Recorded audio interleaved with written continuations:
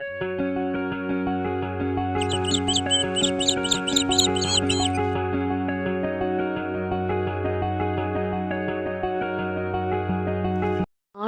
இனிய நாமத்தில் உங்களை சந்திப்பதில் மிக்க மகிழ்ச்சி அடைகின்றேன். நாம் இன்று தியானிக்க எடுத்திருக்கும் தலைப்பு, உண்மையானவர்களை மேன்மைப்படுத்தும் இறைவன். தியான வசனம் யோபு அதிகாரம் 17 வசனம் 9.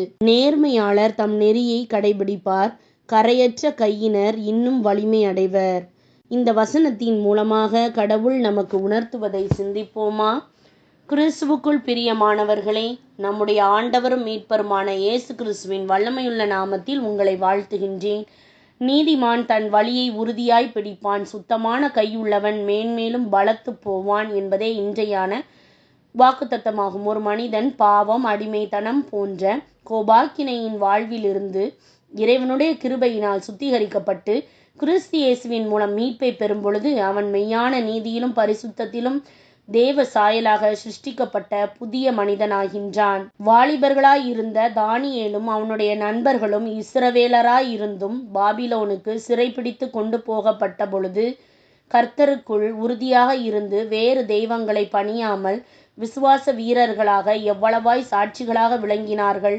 அதனால் எவ்வளவாய் அவர்கள் மேன்மை பெற்று உயர்த்தப்பட்டார்கள் என்பதை பாருங்கள். கல்லூரியில் படித்து கொண்டிருந்த ஒரு மாணவன் தன் பெற்றோருக்கு ஒரே மகன். அவன் தகப்பனார் தனது மிகவும் குறைவான சம்பாத்தியத்தில் அவனை கஷ்டப்பட்டு படிக்க வைத்தார். ஆனால் அவனோ நண்பர்களோடு சேர்ந்து கல்லூரிக்கு செல்லாமல் சினிமா பார்ப்பதிலும் மற்றும் கேளிக்கைகளிலும் மனதை செலுத்தி கல்வியில் தோல்வியின் மேல் தோல்வி அடைந்தான். இந்த நிலையில் கடவுள் தமது தெய்வீக அன்பினால் அவன் வாழ்வை மறுரூபப்படுத்தினார். அவன் புது வாழ்வை பெற்றான், பெற்றோரின் அன்பை உணர்ந்தான். அதன் பிறகு கஷ்டப்பட்டு படித்து இறை ஒத்தாசையுடன் வெற்றி பெற்று பட்டத்தையும் பெற்றான். ஆண்டவருடைய அன்பை தன்னை போன்று அறியாமல் இருக்கிறவர்களுக்கு அறிவிப்பதிலே உறுதியாக நின்று அநேகருக்கு முன்பாக நட்சத்திரமாக விளங்கினான். இறைவனுடைய இந்த உறுதியையும் வைராக்கியத்தையும் கண்ட கடவுள் இவனுக்கு ஒரு நல்ல வேலையும் வாழ்க்கை துணையும் கொடுத்து மென்மேலும் அவனை சகல விதத்திலும் உயர்த்தினார். ஆம் பிரியமானவர்களே, குறிப்பாக இளைஞர்கள், இந்த உலகத்தின் வழிகளை பின்பற்றாதீர்கள். கடவுள் உங்களை விடுவித்து உங்களுக்கு ஒரு புதிய வாழ்க்கையை கொடுக்க விரும்புகின்றார்.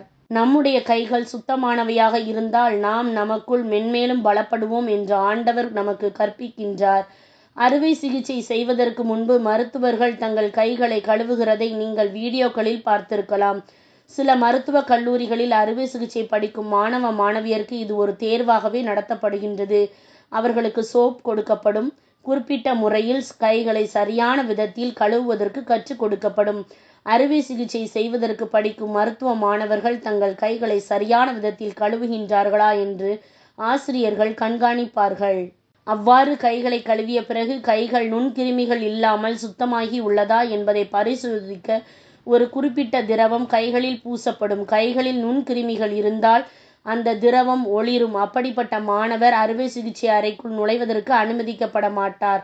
தேர்வில் தோல்வியுறுவார். அறுவை சிகிச்சை அறைக்குள் செல்வதற்கு முன்னர் அவர்கள் கைகள் பூரண சுத்தமாக இருக்க வேண்டும் என்பதற்காகவே அம்முறை கடைபிடிக்கப்படுகின்றது. அவ்வண்ணமாகவே நாம் எந்த காரியத்தையும் சுத்தமான கரங்களால் செய்ய வேண்டும் என்று ஆண்டவர் கூறுகின்றார். நியாயம் தீர்க்கும்படி இறைவன் வரும்போது நாம் என்ன செய்தோம் என்று அவர் கேட்பார். ஆகவே இந்த புதிய ஆண்டில் நீதிமானாக, நீதியுள்ள பெண்ணாக வாழ்வேன் என்று உறுதி எடுத்துக் கொள்ளுங்கள். சிந்திப்போம், வாழ்வாக்குவோம். நாம் ஜெபிக்கலாமா? அன்பின் ஆண்டவரே, நீதியின் வழிகளில் நான் உறுதியாக நடக்க உதவும் தூய்மையான இருதயத்துடன் உம்முடைய தெய்வீக வழிகளை பின்பற்ற எனக்கு அருள் செய்தருளும். உமக்கும் என் குடும்பத்தினருக்கும் உபயோகம் இல்லாமல் வாழ்ந்த நாட்கள் போதும். உமது நாம மகிமைக்காக எழும்பி பிரகாசிக்க உதவும். உமது அளவில்லாத ஆசீர்வாதங்களை பெற என்னை தகுதிப்படுத்தியருளும். கொஞ்சத்திலே உண்மையாகவும் நீதியாகவும் இருக்க வேண்டியதன் அவசியத்தை எனக்கு போதிப்பதற்காக உமக்கு நன்றி செலுத்துகின்றேன். நான் வேலைக்கு புறப்படுகின்ற இந்த தருணத்தில் உமக்கு உண்மையாய் இருக்கவும், எனக்கு இடப்படும் வேலைகளை சுத்தமான கைகளோடும் தூய்மையான இருதயத்தோடும் செய்யும்படியும் எனக்கு நீர் கிருபையாக உதவ வேண்டுமென்று ஜெபிக்கின்றேன். உம்மை உண்மையாய் தேடுகிறவர்களுக்கு நீர் பலன் அளிக்கின்றவர் என்றும் எனக்கான மொத்த பலனும் உம்மிடமிருந்து வரும் என்றும் அறிந்திருக்கின்றேன். அனுதினமும் நான் பலத்தின் மேல் பலனடைய நீர் உதவி செய்வீர் என்று விசுவசிக்கின்றேன். உம்முடைய மகிமைக்காக பெரிய காரியங்களை செய்ய உதவ வேண்டுமென்று இயேசுவின் வல்லமையுள்ள நாமத்தில் ஜெபிக்கின்றேன். எங்கள் ஜீவனுள்ள நல்ல பிதாவே, ஆமென். இந்த நாள் உண்மையுள்ள நாளாக அமைவதாக. Praise the Lord.